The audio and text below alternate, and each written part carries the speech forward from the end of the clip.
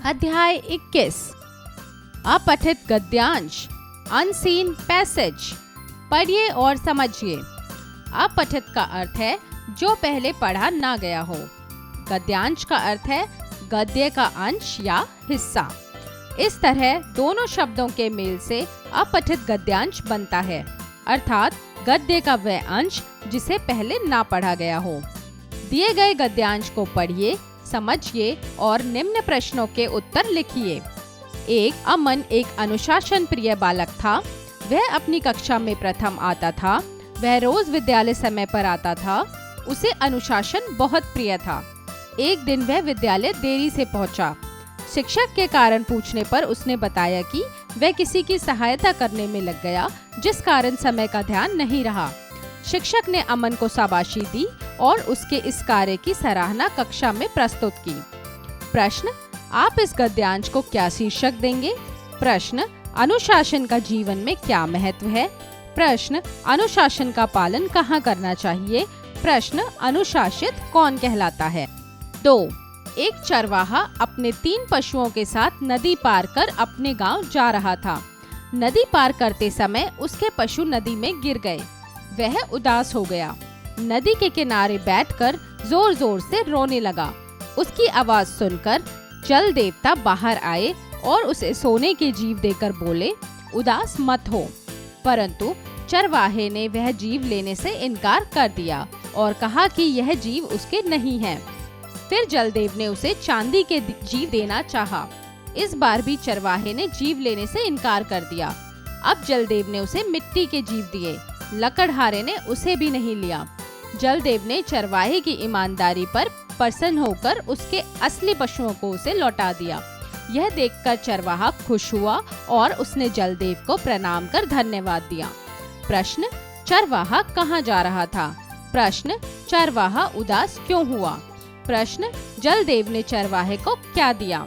प्रश्न, चरवाहे ने कौन से जीव लेना चाहा? अध्यापन संकेत।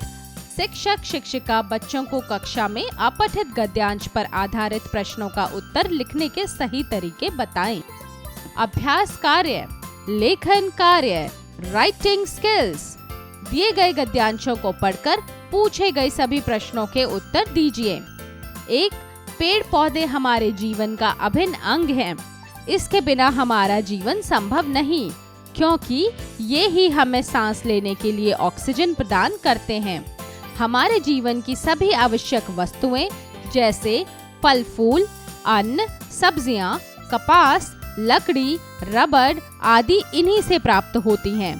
ये वातावरण को स्वच्छ और सुंदर बनाते हैं। भूमि का कटाव रोकते हैं ताकि नदियां सुंदर रूप में बह सकें। ये वर्षा में सहायक होते हैं।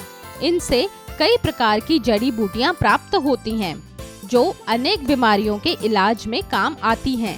ये प्रदूषण को भी कम करते हैं। हमें अधिक से अधिक वृक्षारोपण करना चाहिए। प्रश्न, गद्यांश का उचित शीर्षक दीजिए। प्रश्न, नदियां सुंदर रूप में कैसे बहती हैं? प्रश्न, जड़ी बूटियां कहाँ से प्राप्त होती हैं तथा वे किस काम आती हैं? उत्तर स्वयं करें। 2. यह एक सुंदर बगीचा है। इसमें बड़े बड़े पेड़ हैं। पेड़ों पर पीले पीले आम लगे हुए हैं। कुछ पेड़ों पर हरे आम भी दिखाई दे रहे हैं। पेड़ पर एक भूरी चिड़िया बैठी हुई है। एक और लाल गुलाब और दूसरी और रंग बिरंगे फूल खिले हैं। तभी सुहान वहां आया और फूल तोड़ने लगा। देखते ही देखते उसने बहुत से फूल तोड़ लिए। अहाना भाग कर गई और उसने सुहान को फूल तोड़ने के लिए मना किया, परंतु सुहान ने उसे धक्का देकर गिरा दिया। यह देखकर बगीचे का माली दौड़कर आया और उसने पहले तो अहाना को उठाया और फिर सुहान को डांटते हुए कहा कि पौधों को बेवजह नहीं तोड़ना चाहिए, उनसे ही तो जीवन संभव होता है। तब सुहान को अपनी गलती का एहसास हुआ और उसने अहाना और सभी से हाथ जोड़कर माफी मांगी। प्रश्न, कौन आकर फूलों को तोड़ रहा था? प्रश्न, अहाना ने सुहान से क्या कहा? प्रश्न, माली ने क्या समझाया? उत्तर स्वयं करें।